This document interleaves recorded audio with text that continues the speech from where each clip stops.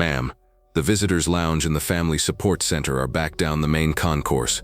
Building 402, Miller said, stepping into her path.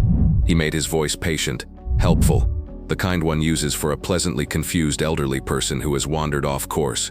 It's easy to get turned around in here. The woman Lois Barton didn't move. Her gaze wasn't offended or flustered. It was analytical, sweeping over him, the checkpoint, and the controlled chaos of the pit beyond the armored glass. Her posture was erect, a subtle ingrained stillness that spoke of a discipline far older than the young Marine blocking her way. She held up a simple government-issue ID card. "I'm in the correct location, Sergeant," she said. Her voice was quiet, yet it carried over the low hum of the servers, each word perfectly enunciated. Miller's smile became a fixed professional mask. "I'm sure you think you are, ma'am, but this is a restricted area. Access is for mission-essential personnel only." He gestured to the scanner. "If you'll just let me see your credentials, I can help you find who you're looking for. Maybe your son or daughter works here." Lois Barton said nothing. She simply inserted her card into the scanner. The machine beeped, a cheerful permissive green. The light flashed. "Barton, Lois M. Consultant. Clearance, TS/SCI/SAP. Level 5. Miller blinked. Level 5 was a ghost. He'd never seen it. His own clearance, which gave him access to the nation's most sensitive intelligence, was a Level 3. He stared at the screen, then back at the old woman in the tweed jacket. It had to be an error, a glitch in the system. "There must be a mistake," he said, his tone shifting from patronizing to suspicious. He took the card from her hand, his fingers brushing against hers. Her skin was cool and dry, her hand surprisingly steady. He examined the card under the harsh fluorescent light, tilting it back and forth, looking for signs of forgery. The lamination was perfect, the hologram of the Department of Defense eagle shimmering correctly. The photo showed a younger version of the woman before him, her hair darker, her face less lined, but the same intelligent, unblinking eyes stared out. The issue date was from the late 1990s. "This credential is over 20 years old, ma'am," he said, his voice hardening. "It's not compliant with current HSPD 12 standards. I can't accept this. The system accepted it," Lois pointed out calmly. "The system can be wrong. Policy requires a current generation common access card for entry." He was on solid ground now, quoting regulations. He felt the familiar comfort of procedure. "I'm going to need to see another form of identification and find your on-base sponsor." A few operators at the nearby consoles had started to notice the quiet standoff. They turned in their ergonomic chairs, their faces illuminated by the glow of their screens. A low murmur rippled through the section. An old woman being denied entry wasn't unusual. An old woman with a Level 5 clearance was unheard of. Lois reached into her worn leather handbag and produced a state-issued driver's license. Miller took it and began tapping her name into his console, initiating a secondary verification check. He was aware of the growing audience. He was doing his job, ensuring the security of the command. He would be meticulous. "The system is taking a while to verify your status, ma'am," he announced, a little too loudly. "There seems to be a flag on your file. We'll need to wait for my supervisor." He was lying. Her name had returned a single cryptic result. Verification level, O10. Contact command protocol, O10. A 4-star general. Miller's blood ran cold for a second, but he quickly dismissed it. It was obviously a typo. A glitch from a legacy file that hadn't been properly archived. This woman wasn't a 4-star. She was a civilian, a consultant, probably a retired clerk whose security file was a mess of outdated permissions. His supervisor, Staff Sergeant Davis, arrived, exuding an aura of caffeine and impatience. "What's the problem, Miller?" "This individual is trying to gain access with an expired credential, Staff Sergeant. The system green-lit her, but the card is ancient." File came back with a weird flag. "I think she's a former employee who never got properly processed out of the system." Davis looked Lois Barton up and down. His eyes lingered on the tweed jacket and the soft lines of her face. He saw exactly what Miller saw, a lost grandmother. "Ma'am," Davis said, his voice firm but still tinged with that same condescending patience. "Sergeant Miller is correct. For your own safety, and for the security of this facility, we can't allow you access based on this. Who are you here to see?" "I have a meeting with General Wallace," Lois said, her voice unwavering. Miller almost laughed. A meeting with the 4-star commander of the entire Joint Command? It was absurd. Davis just shook his head. "I'm sure you do," Davis said, his voice dripping with sarcasm. "Look, we can call the front gate, get you a visitor's pass, and find your escort. But you are not entering the pit. Not today." As they spoke, Lois's hand had been resting on her handbag.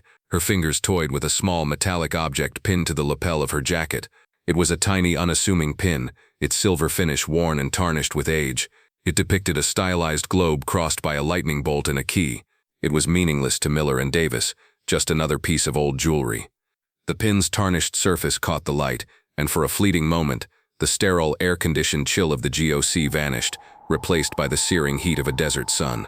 She was no longer an old woman, but a 40-year-old Marine major, her uniform caked with fine sand, standing in a command tent somewhere in the Saudi Arabian desert in 1991. The air was thick with the smell of canvas and hot electronics. A grim-faced colonel was pinning the very same object to her collar. The men of Task Force Ripper were heading into a Republican Guard ambush. "Major Barton," he'd growled, his voice thick with emotion. "Your intercepts of their encrypted comms gave us the warning. You saved a battalion today. Don't ever forget that." The gleam of the silver fresh from its box was a stark contrast to the worn metal she touched now. She was brought back to the present by Staff Sergeant Davis raising his voice. "Ma'am, did you hear me? We're trying to help you." From across the room, sitting at a diagnostics console, Master Gunnery Sergeant Reynolds had been watching the exchange with growing unease. He was a lifer, a man with 30 years in the Corps, and his memory was long. He'd been a young lance corporal during Desert Storm, a radio operator who had spent his days listening to the cacophony of the battlefield. He'd heard stories, legends, whispered in communication sheds and passed down from one generation of spooks to the next, stories of an analyst so good, so intuitive, they called her the Oracle, an officer who could pull needles of truth from haystacks of digital noise. He squinted, trying to get a better look at the old woman. Her face was familiar, but time had softened the edges. Then he saw the pin on her lapel. His breath caught in his chest. It was the unit insignia for the 2nd Radio Battalion's Signals Intelligence Detachment, a specialized unit that had been deactivated 15 years ago. But it wasn't just any pin. It was the command variant, given only to the unit's commanding officer. He'd only ever seen one before, in a grainy photograph in the base's historical archives. The officer in that photo had been a sharp-jawed major named Lois Barton. Reynolds felt a wave of nausea. He watched as Miller, puffed up with self-importance, put a hand on the woman's arm. "Ma'am, you're creating a disturbance. You're going to have to come with me." "Get your hand off her," Reynolds' voice boomed across the operations floor. It was a violation of protocol for him to shout, but he didn't care. Miller and Davis turned, startled. Every head in the pit swiveled in their direction. "Stay at your post, Master Guns," Davis snapped. But Reynolds was already on his feet, his face pale. He ignored Davis and looked directly at Miller. "Sergeant," he said, his voice now a low, dangerous growl. "Take your hand off Dr. Barton, right now." The use of the title doctor hung in the air. Miller, confused but sensing the seismic shift in the room's atmosphere, slowly retracted his hand. Reynolds didn't wait for an explanation. He turned, walked briskly to a secure phone line at the edge of the room, and punched in a 4-digit extension. He shielded the receiver with his hand, his back to the drama he had just amplified. "This is Master Gunnery Sergeant Reynolds in the GOC. Sir, I apologize for calling your office directly, but we have a code red situation at the security checkpoint." "No, sir, not a breach. It's procedural. It's Dr. Barton, sir. They have her held up at the door." "Yes, sir, that Dr. Barton, Oracle." There was a pause. Reynolds stood a little straighter, listening. "Yes, sir. Understood." He hung up the phone and turned to face the room. He walked back towards the checkpoint, his eyes fixed on Lois Barton with a look of profound, almost fearful respect. He stopped a few feet away and simply stood, waiting. He didn't say a word to Miller or Davis. He didn't have to. The entire room was now watching, silent and tense, sensing that something momentous was about to happen. The silent waterfalls of data on the screen seemed to hold their breath. The phone call from Master Gunnery Sergeant Reynolds bypassed 3 layers of command and landed directly on the desk of Major Eva Rostova, General Wallace's executive aide. Rostova was a formidable officer in her own right, a combat veteran of Afghanistan with a mind like a steel trap. She was the gatekeeper, the woman who managed the 4-star's life down to the second. Nothing reached the general without her approval. "Say that again, Master Guns," she said, her voice low and calm, betraying none of the alarm bells ringing in her head. "Ma'am, it's Dr. Lois Barton. The floor sergeants have her stopped at the GOC entrance. They think she's a confused old lady." The name Barton triggered a memory from Rostova's early training at Quantico, a case study about signals intelligence during the Cold War. But it was the call sign that hit her like a physical blow. Oracle, a legend, A myth, the architect of the very analytical models they still use today. Hold your position, Master Guns. Do not let them move her. Do you understand? Crystal clear, ma'am. Rostova disconnected the call and swiveled in her chair. Her fingers flew across her keyboard, her own high-level clearance slicing through layers of digital red tape. She pulled up the file for Lois M. Barton. The screen filled instantly. It wasn't a personnel file, it was a monument, a career spanning from the Cold War to the early days of the War on Terror. First woman to graduate top of her class in advanced signals analysis. First woman to command a radio battalion. Commendations from operations that were still classified, their names blacked out with digital ink. Panama, Kuwait, Bosnia, Afghanistan. Her official retirement date was listed as 15 years prior, but her status was marked Active Consultant, Priority Omega. It was a designation Rostova had never seen before, one that apparently granted unlimited access at the direct behest of the Secretary of Defense. Her list of mentored officers read like a who's who of the intelligence community. Dozens of names, now colonels and generals, owed their careers to her. The last name on the list made Rostova's blood run cold. James T. Wallace. She didn't knock. She burst into the general's inner sanctum, a spacious office with a panoramic view of the base. General Wallace looked up from a thick briefing binder, his brow furrowed in annoyance at the interruption. "Major, this had better be important." "Sir," Rostova said, her voice tight with urgency. "We have a situation in the GOC. It's Oracle." The general's expression changed instantly. The annoyance vanished, replaced by a look of stunned disbelief, followed by a flash of raw anger. He stood up so fast his chair scraped loudly against the polished floor. "What did you say?" "Dr. Barton is at the GOC checkpoint, and they're giving her hell." Back on the operations floor, Sergeant Miller's professional certainty had curdled into confused resentment. The silent, accusatory stare of the master gunnery sergeant was unnerving.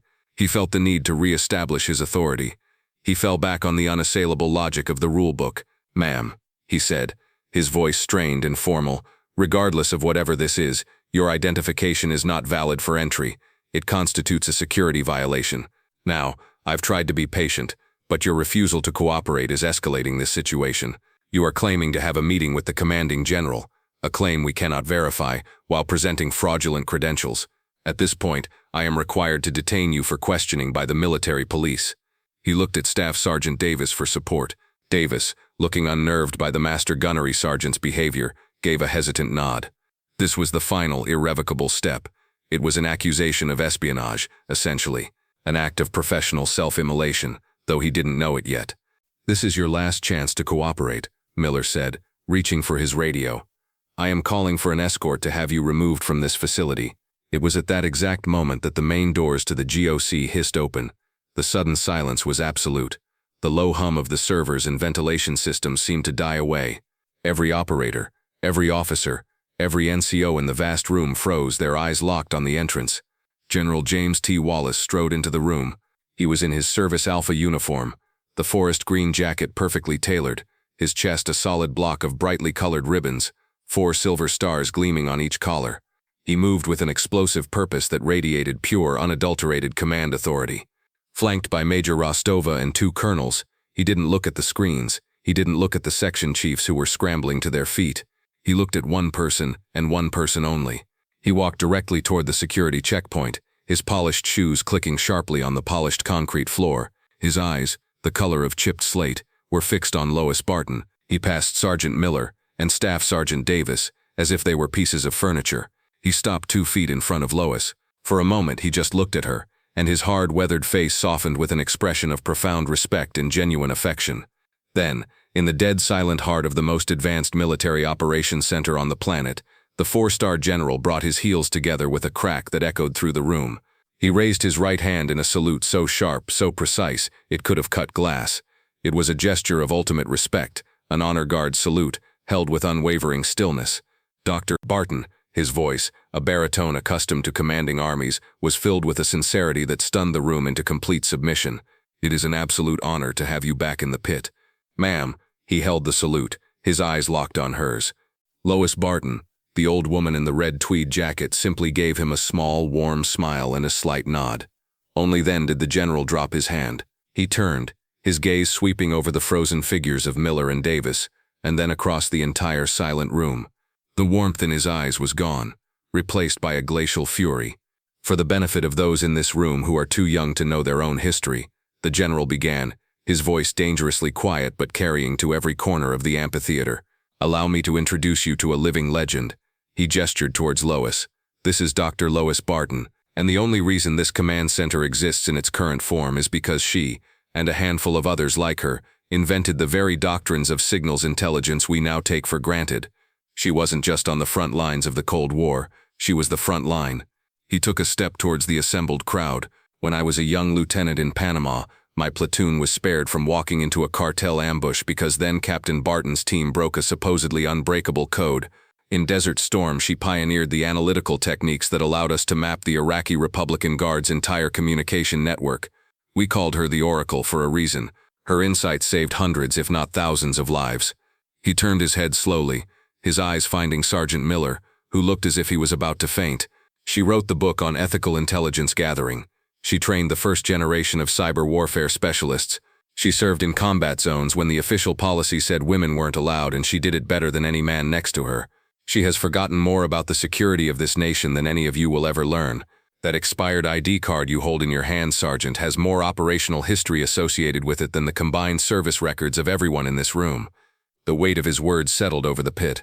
The younger operators, men and women who had grown up in a fully integrated military, stared at Lois with a new dawning comprehension.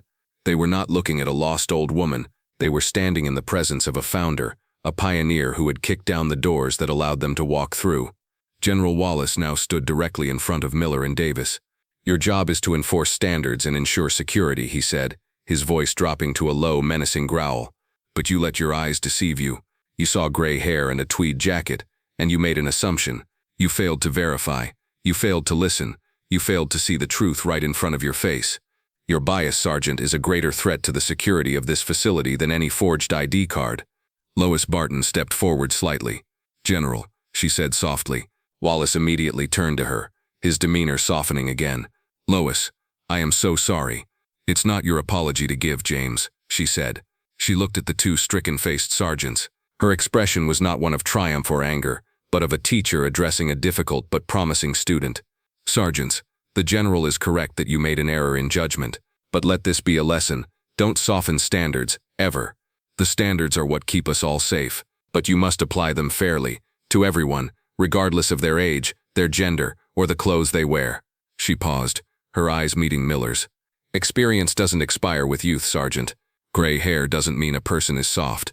More often than not, it means they've survived the things that broke younger people.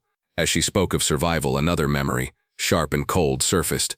She wasn't in a desert this time, but a windowless concrete bunker deep under the Berlin Wall in the mid-1980s. The air was stale, smelling of cigarettes and fear. For 3 days straight, she had been listening to faint, distorted signals. A high-level East German officer who wanted to defect. Everyone in Washington was eager to believe him. But something in the cadence of the transmissions, a subtle, repeated error in the encryption protocol, felt wrong. It felt rehearsed. It was her lone voice, a junior officer against a dozen colonels, that convinced the station chief to stand down. A week later, they learned the defection was a trap, a meticulously planned ruse to capture an entire team of CIA case officers. Her intuition, her experience, had saved them all. She looked back at the young man before her, who now seemed to be seeing her for the first time. The lesson was complete. The fallout from the incident in the GOC was swift and decisive. General Wallace, true to his word, ordered a command-wide review of all entry and verification procedures. An addendum was added, specifically addressing how to handle legacy credentials held by long-serving consultants and emeritus personnel, explicitly warning against age or appearance-based bias. More than that, he mandated a new block of instruction for all security personnel, a course on the history of the command, focusing on the contributions of its diverse and often unheralded pioneers. The course was unofficially nicknamed the Oracle Brief. Sergeant Miller and Staff Sergeant Davis were not formally punished in a way that would end their careers. General Wallace believed that would be too easy an escape. Instead, they were formally counseled, a black mark on their records that would follow them for years. And in a stroke of what Miller considered cruel but profound irony, he was assigned as the lead instructor for the NCOs in his section for the new Oracle Brief. He was forced to stand before his peers and recount the story of his own failure, using it as the primary case study for why they should never judge a book by its cover. He had to learn her history, her accomplishments, and teach them to others, owning his mistake in the most public way possible. Weeks later, Lois Barton was working in the quiet, climate-controlled sanctuary of the base's historical archives, cross-referencing old mission reports for a new analytical project. The archives were a place of deep silence, broken only by the soft rustle of paper. She looked up from a declassified document to see Sergeant Miller standing hesitantly in the doorway. He was in his utility uniform, looking younger and far less certain of himself than he had in the GOC. He cleared his throat. "Dr. Barton? Ma'am?" Lois closed the file in front of her. "Sergeant Miller, please come in." He walked over to her table, clutching a small notebook. He stood stiffly, as if at attention. "Ma'am, I know a lot of people have apologized to you on my behalf, but I needed to apologize to you myself, face to face. What I did was inexcusable. There's no other word for it. I was arrogant, and I was wrong, and I am truly sorry." His apology was earnest, stripped of all the bravado he had previously shown. It was the apology of a young man who had been humbled to his core. Lois gestured to the chair opposite her. "Sit down, Sergeant." He hesitated, then sat, perching on the edge of the seat. "You did your job," Lois said, her voice even. "You saw something that didn't fit the pattern, and you challenged it. That is what you are trained to do. Your instinct was correct. Your conclusion was wrong." "My conclusion was based on what you looked like," he admitted, his face flushing with shame. "Yes, it was," she agreed without malice. "Let me tell you something I learned a long time ago in a bunker in Berlin. The most dangerous threats are the ones that look harmless, the ones that perfectly mimic what you expect to see. And the greatest assets are often the ones you dismiss at first glance. Your job isn't just to see, it's to see correctly. To look past the surface and analyze the data. My red jacket, my gray hair, that was just data. You misinterpreted it." She leaned forward slightly. "You have the makings of a fine NCO, Sergeant. You are diligent and you believe in the rules. That is a foundation. Now you have to build the rest of the house. A house with bigger windows so you can see the whole landscape." Miller stared at her, the simple metaphor landing with surprising force. He finally nodded, a flicker of understanding in his eyes. He spent another hour with her in that quiet archive, not as a security guard and a consultant, but as a student and a teacher. She shared a few carefully chosen stories, small lessons wrapped in the cloak of history, and for the first time he began to understand the immense, unseen world that existed just beneath the surface of the regulations he had clung to so tightly. He left that day not just with a lesson in humility, but with the first seed of genuine wisdom. If you were moved by this story of quiet valor and the enduring strength of our nation's veterans, please like this video and share it with someone who needs to hear it. Subscribe to She Chose Valor for more stories honoring the women who have served in silence and strength.